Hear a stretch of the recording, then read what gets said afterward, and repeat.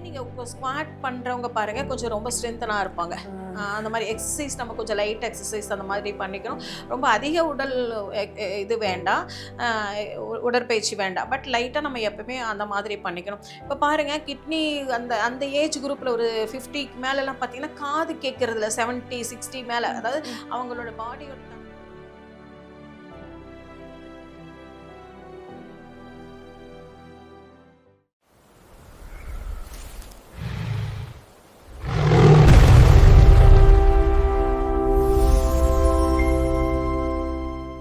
இந்த மெனோபாஸ்க்கும் கிட்னிக்கும் ஏதாவது சம்மந்தம் இருக்கா மேம்? ஆமாங்க. ஆக்சுவலா வந்து நம்ம நம்ம பீரியட்ஸ் ஆகுறது அப்படிங்கிறது நம்ம ஸ்ப்ளீன், லிவர் சம்மந்தமானதுங்க. பட் இந்த ஓகே. மெனோபாஸ்ங்கிறது நான் என்ன சொல்றேன், இந்த ஏஜ் ஃபேக்டர் எல்லாமே கிட்னி ரிலேட்டட் அப்படின்னு நான் சொன்னேன் இல்லைங்களா? ஸோ அந்த டைம் பார்த்தீங்கன்னா, ரொம்ப ஆங்ஸைட்டி, ரொம்ப கோவம் வர்றது, ம், தூக்கம் இல்லாம இருக்கிறது, இது எல்லாமே நமக்கு நைட் நேரம் ஸ்வெட்டிங் ஆகும். ம், அதாவது ம். கிட்னியோட அ நீர்த்தன்மை கம்மியாகுதுன்னா ஸ்வெட்டிங் ஆகும். இல்லன்னா தூக்கம் இல்லாம இருக்கும். ஸோ இது கனவு கனவு எல்லாமே லிவர் சம்மந்தமானதா இருந்தாலும், உங்களுக்கு பீஸ்ஃபுல்லா உங்களுக்கு தூங்க முடியாது. ம், ஸோ அது ம். ஒரு ஏன்னா இந்த ஹார்மோன்ஸ் எல்லாமே பேலன்ஸ் பண்ணாம, ஈஸ்ட்ரோஜன் ரொம்ப குறைஞ்சிருக்கும்போது நமக்கு வந்து பாடியோட நிலைத்தன்மை ரொம்ப இதா இருக்கும். அப்போ அந்த டைம் நம்ம ரொம்ப கொஞ்சம் ரெஸ்ட் எடுத்துக்கணும்.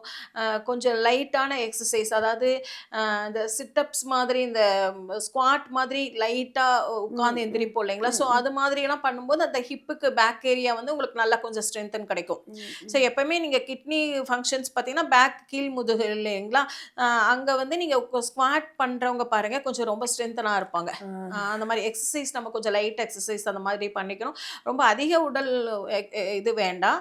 அ உடற்பயிற்சி வேண்டாம். பட் லைட்டா நம்ம எப்பவுமே அந்த மாதிரி பண்ணிக்கணும். இப்ப பாருங்க கிட்னி அந்த அந்த ஏஜ் குரூப்ல ஒரு 50க்கு மேலலாம் பார்த்தீங்கன்னா, காது கேட்கறதில்ல. 70, 60 மேல. ம், அதாவது ம். அவங்களோட பாடியோட தன்மை பொறுத்து காது கேட்கறதில்ல ம், ம். அப்படின்னு நெறைய நம்ம சொல்றாங்க. ம். ஏன்னா, அந்த கிட்னி தான் காத பராமரிக்குதுங்க. இப்ப ஓகே. நம்ம காதோட அ ஒரு அமைப்பு எப்படி இருக்குங்க, அதுதான் நம்ம கிட்னியோட அமைப்பு உள்ளுக்குள்ளாரங்க.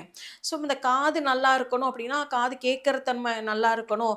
காதுல நெறைய பேர் பாருங்க சத்தம் வருது ம், அப்படின்னு ம், சொல்லுவாங்க. ம், ம். நெறைய பேர் இது ஒரு பெரிய சைக்காலஜிக்கலாவே அவங்க இதனால ரொம்ப சஃபர் ஆனவங்க நெறைய பேர் இருக்காங்க. ஏன்னா, அந்த கிட்னி ஃபங்ஷன் சரியில்ல.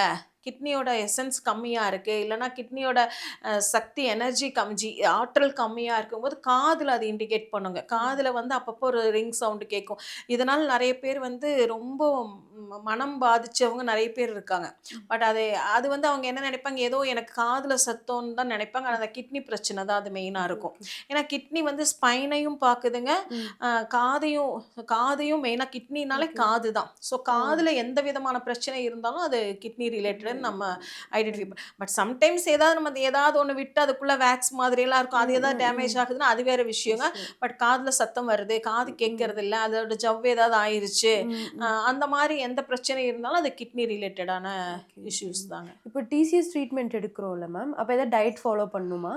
இல்லைங்க டயட்டுங்கிறது எதுவும் இல்லைங்க. பட் ம். எப்பவுமே இப்ப நான் நான் என்ன சொன்னேங்க, கிட்னிக்குங்கும்போது எல்லோ இது கருப்பு கலர்ல இருக்கிற ம், ம். மாரி ஃபுட் எல்லாமே சாப்பிடணும். அதாவது ஒயிட் ஃபுட் எல்லாம் ஒமிட் பண்ணணும். அது ஆமா. நார்மலாவே இப்ப ஒயிட் சுகர்லாம் அவாய்ட் பண்ணணும் அப்படின்னு ம். சொல்றோம். அதே மாதிரி அரிசியும் கூட நம்ம வந்து ஹோல் கிரைன்ஸ் அதாவது நம்ம நம்ம குதிரைவாலி, சாமை அந்த மாரி கருப்பு கவுனி இந்த மாரி அரிசிகள் யூஸ் ம், பண்ணணும்னு ம். சொல்றோம். பட்டை தீட்டாத அரிசிகளா நம்ம யூஸ் பண்ணணும். அந்த மாதிரி சொல்றோம். அதே மாரி கருப்பு கலர்ல இருக்கிற ஃபுட் எல்லாமே நம்ம சாப்பிடும்போது நமக்கு கிட்னிக்கு ரொம்ப ஸ்ட்ரென்த் நல்லா குடுத்த மாரி இருக்கும். அப்ப வந்து அந்த ஆர்கன் ரொம்ப சந்தோஷப்படும். நமக்கு ஓகே, நல்ல ஓகே. ஃபுட்டா கிடைச்சிருக்கு. அதனால தான் வால்நட்ஸ், பாதாமு இந்த ஓகே. மாதிரி அதிகமா ட்ரை ஃப்ரூட்ஸ் சாப்பிடணும். எல்லாம் ட்ரை எடுத்துக்கணும். ஃப்ரூட்ஸ் அந்த மாரி நல்லா எடுத்துக்கணும். அ இதுல பார்த்தீங்கன்னா, சீட்ல பார்த்தீங்கன்னா, எள்ளு இந்த மாதிரியெல்லாம் நம்ம சொல்றோம். டெய்லியுமே இப்ப பாருங்க பொண்ணுங்க வந்து பெரிய இது பியூபர்ட்டி ஆகுறாங்க. பெரிய பொண்ணு ம். ஆகுறாங்க இல்லைங்களா? அந்த டைம்ல பார்த்தீங்கன்னா, நம்ம என்ன செய்வோம், அந்த பழங்காலத்துலலாம் பார்த்தீங்கன்னா, கருப்பு முழு உளுந்துல வந்து ஏதாவது செஞ்சு குடுப்பாங்க. ம், ம், உளுந்து நல்லா குடுப்பாங்க. உளுந்து களி, ம். உளுந்தங்கஞ்சி அந்த மாரி எல்லாம் ம், செஞ்சு ம், ம். குடுப்பாங்க. ஏன்னா, அந்த இடுப்புக்கு வந்து அது பலம் குடுக்கும். ஸ்ட்ரென்த். அந்த மாதிரி உணவுகள். ஏன்னா, அந்த கருப்புல இருக்கிறது எல்லாமே சாப்பிடும்போது, நாங்கலாம் என்ன பண்ணுவோம், உளுந்து கூட கருப்பட்டி சேர்த்து, சேர்த்து. ஓகே. அத நல்லெண்ணெய் ஊத்தி அந்த மாரி நல்ல குடுப்போம். ம், அந்த மாரி ம். குடுக்கும்போது, அந்த குழந்தைகளுக்கு வந்து இடுப்பு நல்ல பலம் பெறும். பலம். இப்ப ம். எப்பவுமே பெரியவங்களும் கூட வாரத்துக்கு ஒரு நாள் நம்ம அந்த மாரி உளுந்து கருப்பு உளுந்தில் கருப்பட்டியை சேர்த்தி நல்லெண்ணெயை சேர்த்தி அந்த ஃபுட்டு சாப்பிடும்போது மார்னிங் நேரத்தில் அதை எடுத்துட்டோம்னா உங்களுக்கு ஒரு நல்ல ஃபில்லிங்காக வயிறு, ஏன்னா அது ரொம்ப மெதுவாக தான் டைஜஸ்ட் ஆகும், அந்தளவு எனர்ஜி, நல்ல எனர்ஜி கிடைக்கும். அந்த மாதிரிலாம் சாப்பிடும்போது நம்ம கிட்னிக்கு ரொம்ப நல்ல ஸ்ட்ரென்த்து கிடைக்குங்க. ஸோ அதனால தான் அந்த காலத்தில் எப்பவுமே பாருங்கள் உளுந்தங்கஞ்சியெல்லாம் கொடுப்பாங்க எல்லாருமே வீட்டில். இப்போ பெரிய தாத்தா அவங்கெல்லாம் பார்த்தீங்கன்னா ஏன் அவ்வளோ ஸ்ட்ரென்த்தாக இருந்தாங்கன்னா அவங்க உளுந்துல நிறையா சாப்பிட்டுட்டு இருந்தாங்க. டயக்னோசிஸ் எல்லாம் எப்படி மேம் பண்ணுவீங்க? இது வந்து ஆக்சுவலாக பார்த்தீங்கன்னாங்கம்மா இப்போது அவங்களுக்கு வரும்போதே நமக்கு கொஞ்சம் தெரியுங்க. அவங்க வந்து பேசுகிறதுலேருந்தே அவங்க வந்து என்ன குறைபாடுங்கிறது நாங்கள் அப்சர்வேஷனுங்கிறது ஒரு சிஸ்டம் இருக்குங்க. இதில் டிசிஎம் முறையில் அப்சர்வேஷன், ஒருத்தவங்க வந்து பேசினாலே அவங்க வந்து பரபரப்பாக பேசுகிறாங்களா, மெதுவாக பேசுகிறாங்களா அப்படிங்கிறத வச்சு நாங்கள் இது தெரியுங்க. இப்போ இது கிட்னி ரிலேட்டடு அப்படின்னு பார்க்கும்போது நம்ம கண்ணில் கீழே வந்து ஸ்வெல்லிங் இருந்துச்சுன்னா அது ஒரு ஐடென்டிஃபிகேஷன் எடுத்துக்கலாம். காது கேட்குற தன்மை வச்சு ஒன்று கேட்டுக்கலாம். அது எப்படி அதை ஃபங்க்ஷன் அது எப்படி நல்லா வேலை பண்ணுதா, சத்தம் கேட்குதா, காது கேட்குற தன்மை நல்லா இருக்கா, இந்த கொஸ்டின் இந்த மாதிரி கேள்விக்கு டயக்னோஸ் பண்ணிக்கோங்க. அதுக்கப்புறம் நம்ம வந்து நைட் நேரத்தில் வந்து ஸ்வெட்டிங் ஆகுதா, நான் ஸ்வெட் ஆகுது, இல்லை குளிர் தாங்க முடியாமல் இருக்குது, வாய் வந்து ட்ரை ஆகுது, ட்ரைனஸ் ஆகுது, தூக்கம் இல்லாமல் இருக்குது, இது எல்லாமே வந்து ஒரு நம்ம டயக்னோஸ். அப்புறம் அடிக்கடி யூரினேஷன் அதிகமாக இருக்குது அப்படிங்கும்போது யூரினரி பிளாடரில் என்ன பிரச்சனை அது நம்ம பார்த்துக்கலாங்க. அது மாதிரி இப்போ இதெல்லாம் விட வந்து நம்ம என்ன பண்ணுவோம்னா டங்க்கு பார்ப்போங்க. டங்க்கு வந்து நாங்கள் கிட்னி யூரினரி பிளாடரோட இடத்துல கோட்டிங் எப்படி இருக்குது, நான் ஃபுல் நாக்கு நீட்டாக சொல்லிட்டேங்க. அந்த இடத்துல வந்து ஒயிட் கலர் கோட்டிங்காக இருக்கா, இல்லை purple colour stagnation blood status இருக்கா, இல்லை சூடாக இருக்கா, இல்லை எக்ஸஸ் கண்டிஷனாக இருக்கா, அதை நாங்கள் பார்ப்போங்க. பல்ஸ்லையும் நாங்கள் பார்ப்போங்க.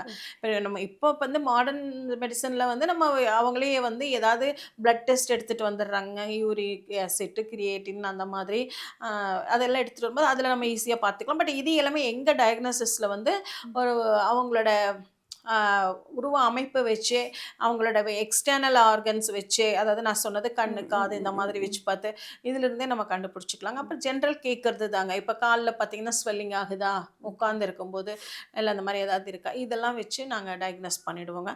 பல்ஸ் பார்த்து டயக்னோஸ் பண்ணுவோங்க. அதை வச்சு தான் நம்ம ட்ரீட்மெண்ட் இருக்கோங்க. இப்போ இதில் வந்து நமக்கு அதாவது நம்ம உடம்புல வந்து வெப்ப சக்தியும் இருக்கணும், குளிர்த்தன்மையும் இருக்கணும். இந்த ரெண்டும் இன்பேலன்ஸாக இருக்கும்போது தான் பிரச்சனையாகுங்க. ஸோ அதை வந்து அதை நம்ம சமநிலைப்படுத்திடுவோம். அதுக்கான ஆற்றலுங்கிறது ஃபுட்டில் கொண்டு வைப்போங்க. ஃபுட்டு வந்து என்ன மாதிரி ஃபுட்டெல்லாம் நம்ம சாப்பிடணும், எதெல்லாம் அவாய்ட் பண்ணணும், அந்த மாதிரி ஃபுட் எடுக்கிறது நம்ம நியூட்ரிஷன்ஸு நம்ம சஜஸ்ட் பண்ணுறோம். அதுக்கப்புறம் லைஃப் ஸ்டைலில் வந்து கொஞ்சம் ரெஸ்ட் எடுக்கணும், ரொம்ப வந்து ஓவர் எக்ஸஸ் ஒர்க் இருக்கக்கூடாது, எதுவும் ரொம்ப கவலைப்படக்கூடாது. இப்போ ரொம்ப பய உணர்வுனாலே அது கிட்னி ஆகிடும் சொன்னேன் இல்லைங்களா, ஷாக்கிங்னாலும் கிட்னி தான் சொன்னேன். ஸோ அந்த மாதிரி எதுக்கும் பயப்படக்கூடாது, எதை பற்றியும் ரொம்ப பழசை நினச்சி பயந்துக்கிறது, இல்லை ஃப்யூச்சர் நினச்சி பயப்படுறது, அந்த மாதிரி எதுவும் இல்லாமல் மெடிடேஷன் கொஞ்சம் பண்ணணும். ஸோ அது மாதிரி நம்மளை எப்படி என்கேஜ் பண்ணிக்கணும், இந்த டிஸ்டர்பன்ஸ் இல்லாமல் நம்ம வாழ்க்கை எப்படி வாழ்கிறது, இது எல்லாமே லைஃப் ஸ்டைல், இது எல்லாமே நாங்கள் சொல்லி கொடுக்குறோங்க. இதெல்லாம் சொல்லும்போது அவங்க ஆட்டோமேட்டிக்காக கொஞ்சம் ப்ரிகாஷன் எடுத்துட்டாங்கன்னா கொஞ்சம் நல்லா பெட்டர் லைஃப் லீட் பண்ணிக்கலாம்.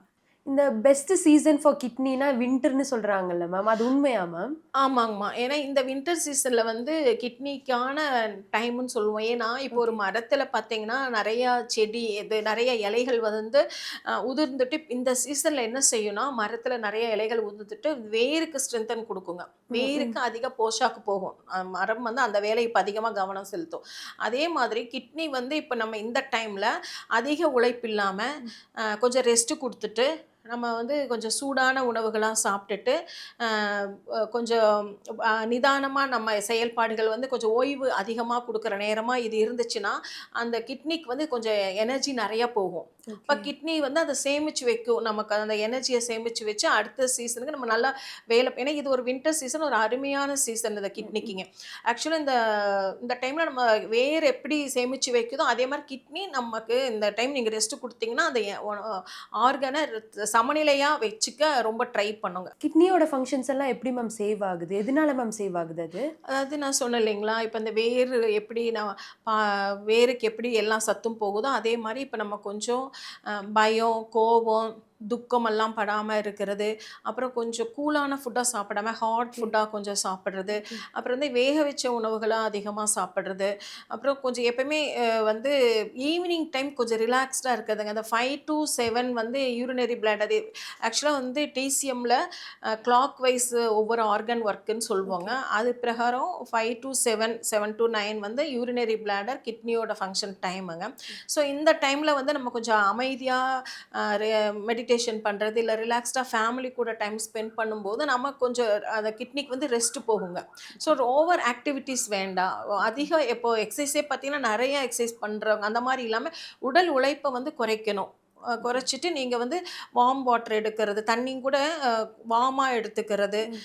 அந்த மாதிரி எடுக்கும்போது ஆட்டோமேட்டிக்காக நமக்கு வந்து கிட்னி ஓட எசன்ஸு பாதுகாக்கும். ஏன்னா இந்த கிட்னி எசன்ஸ் தான் நம்மளுடைய எல்லா விஷயங்களும் தீர்மானிக்கிறது. இப்போது ஒரு பயம், ஒரு குழந்தைய பாருங்கள், மிரட்டும்போது யூரின் போயிடுவாங்க குழந்தைங்க. ஏன் அப்படின்னா அவங்களுக்கு வந்து அது கிட்னி அப்போ அந்த மாதிரி ஷாக் ஆகுது இல்லைங்க. இந்த ஷாக் எல்லாமே கிட்னி சம்மந்தப்பட்டது தான். ம்.